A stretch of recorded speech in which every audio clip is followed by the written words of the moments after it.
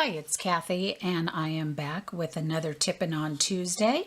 Today I'm going to show you how to make this card using a brand new product that has just been released to demonstrators, and Stampin' Up! Hopes to have it out to customers at the end, by the end of 2017.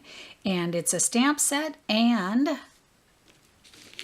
what we now call Stampin' blends, which are alcohol markers. Now, if you recall, Stampin' Up! Had offered the blend abilities, and there was some manufacturing problems, and they couldn't get the manufacturer to fix them properly. So they've apparently gotten a new manufacturer. They have done a lot of testing on these new ones.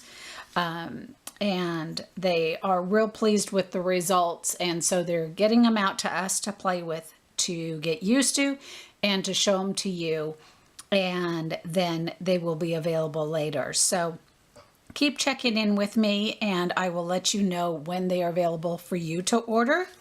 They are going to come in several colors. So these are the colors that are going to be offered at first, from what I understand. Now, instead of the three different shadings of the same color, they've gone with just two this time. So there is Bermuda Bay, Calypso Coral, Cherry Cobbler, Crumb Cake, Daffodil Delight, Night of Navy, Old Olive, I believe this is Pink Pirouette. It may be Blushing Bright, I'm not sure. I'll have to check on that one. Pool Party, Pumpkin Pie, Rich Razzleberry, Smoky Slate, and then there is a bronze and an ivory, which will help make various different skin tones, and then also the color lifter.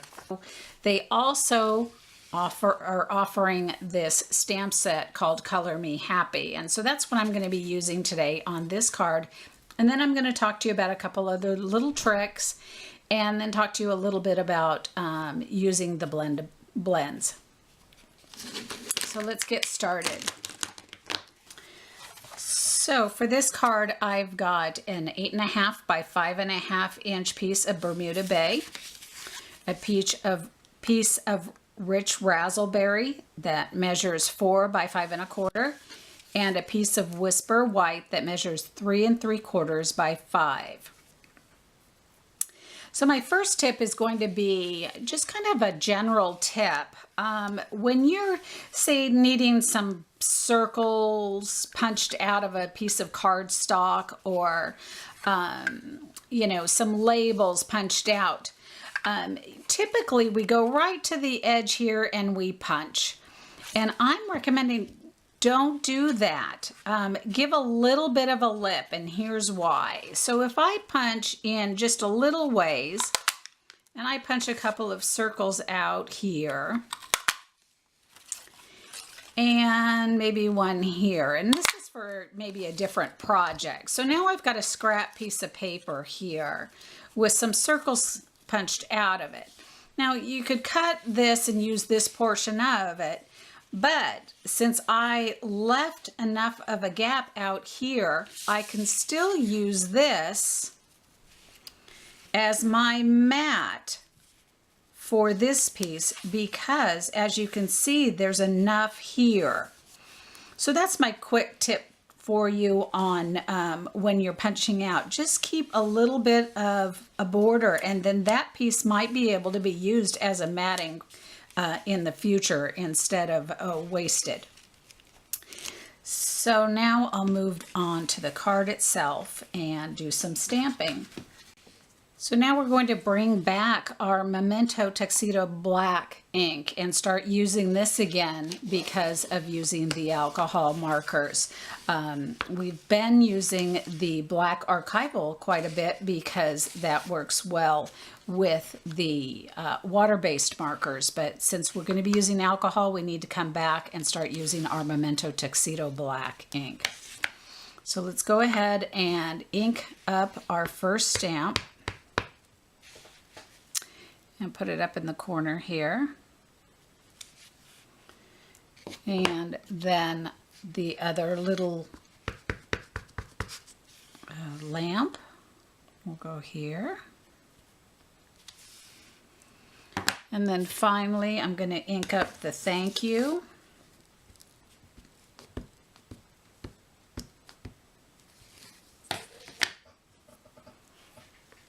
And put that in up here. Just like that. I'm then going to take a ruler and my black marker with the fine tip end and draw lines up to extend my lamp cords. I'll get those longer like that. And then we'll start some coloring. So as you recall, we have the two, and you want to always keep your caps on. We have a,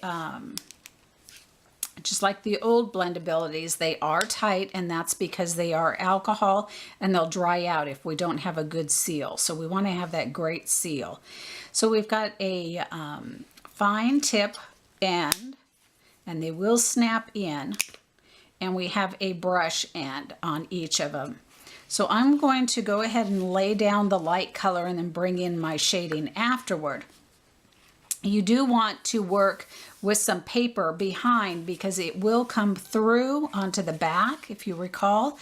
And we want to make sure that we don't get it down on our project or onto another surface. And it will also help with the blending. So I'm going to go ahead and just bring this in, and one of the things I really like about alcohol markers is there really isn't the streaking that you get with the water-based. So you don't have to worry about going over an area or anything like that and having it streaky. It's going to smooth and blend out. So I've got that down. And now this is round, so my shading is going to be around this outside edge. So I'm going to put in some darker color through here and down along that way, and maybe a little bit across the top, and again over here.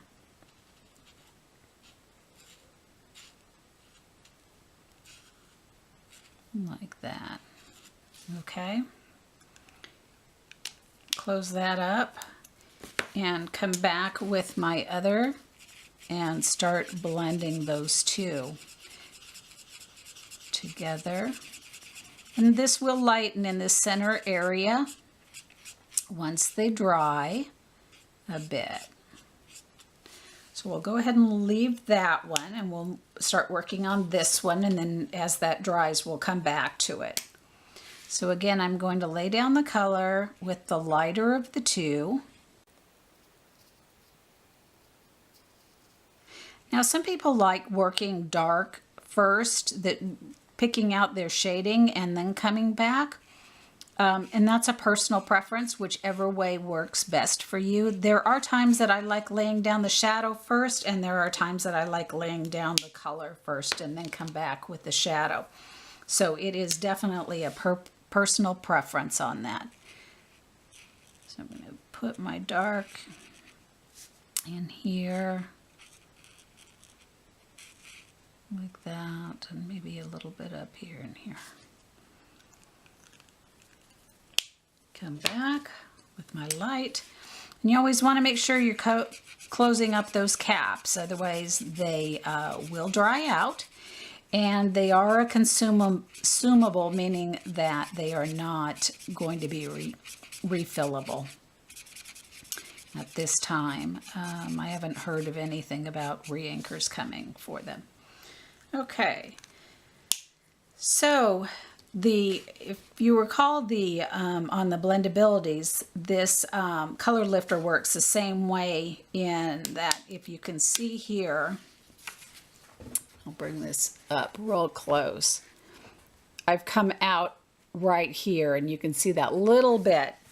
And normally I wouldn't worry about it, but so that I can show you. I'm going to just go back and forth in that very spot right up next to it. And as you can see, it's starting to disappear. Let me see if I could focus a little bit. Can you see that? You may have to come back a couple of times to fully get rid of that darkness.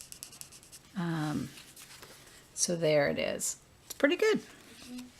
Now the other thing I want to do is get rid of the little bit of color in the center here to kind of make it seem like that area there's a glowing from the light that would be behind this paper. So I'm going to go ahead and do that.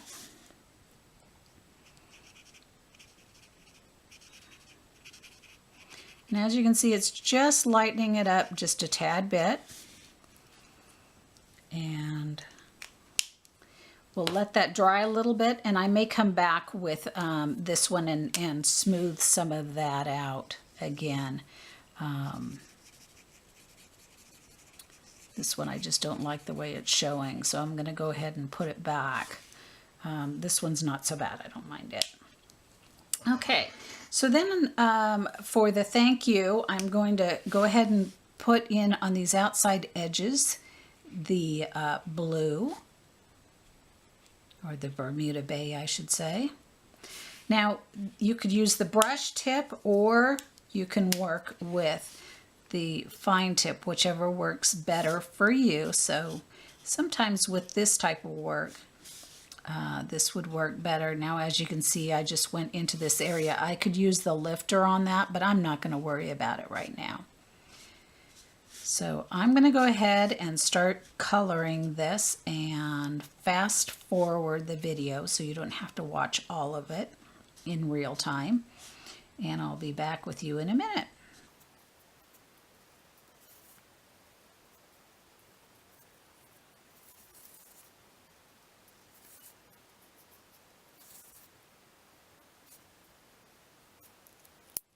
Okay, now I'm going to color in with the light rich raspberry here.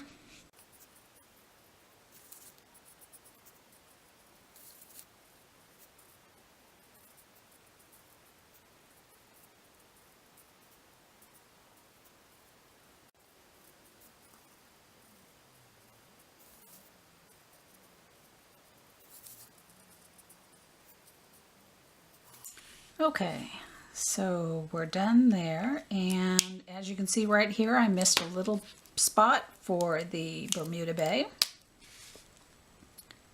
So we'll catch that real quick. And then I'm going to come back and choose some spots for shading on these. And so I'm going to go down here and across the sides of each of my letters. I don't know if it's because I'm filming or why, but I certainly have a shaky hand right now, which is not making this easy. So now we want to go back and blend those so it's not quite so noticeable.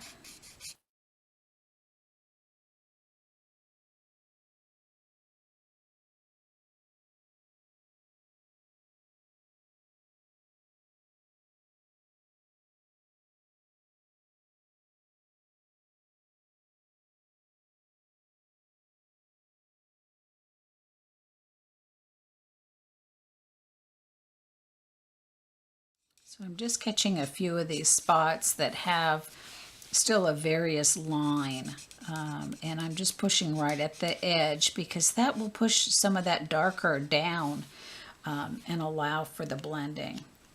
So now we can assemble our card, and I've used a little bit of the black vintage crochet ribbon. And I'm just going to take a little bit of liquid glue and run that across here.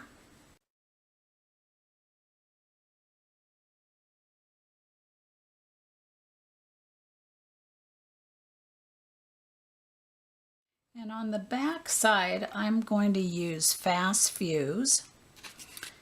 And as you may recall, you want to hold it on the sides. Don't put your finger up here because you're going to push too hard then. And Fast Fuse works best with a very light touch. So just run it real light, and then just a gentle twist of the wrist and up, not up, but to the side. We'll break that, and it works great.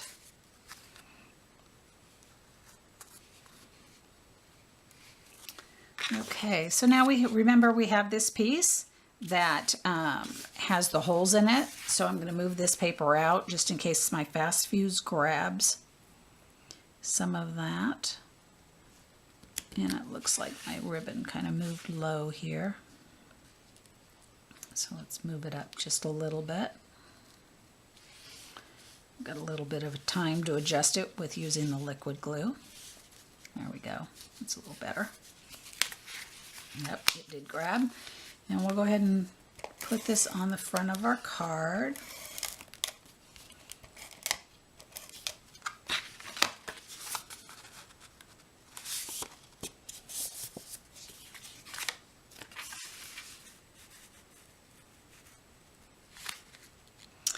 And finally, for a little embellishment, I'm going to do a couple of little stars.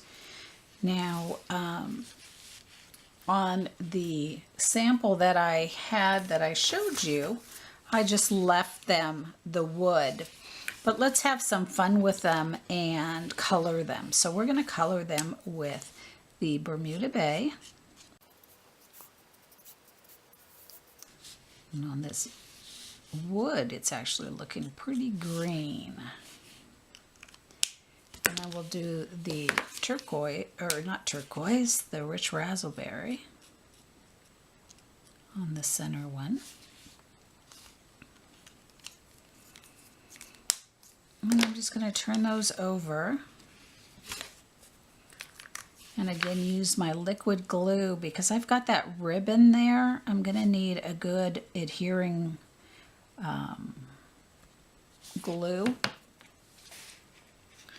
And so many of the glues need a little bit more solid of a surface to lay down like the Fast Fuse or the snail. So this at least can just go on this very fine little piece.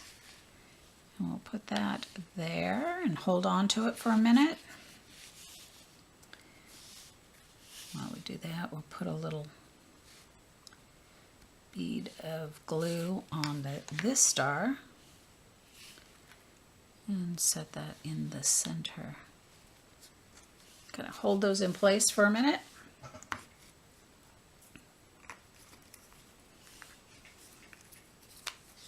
And there you have a beautiful thank you card using the new Stampin' blends and with a quick little tip.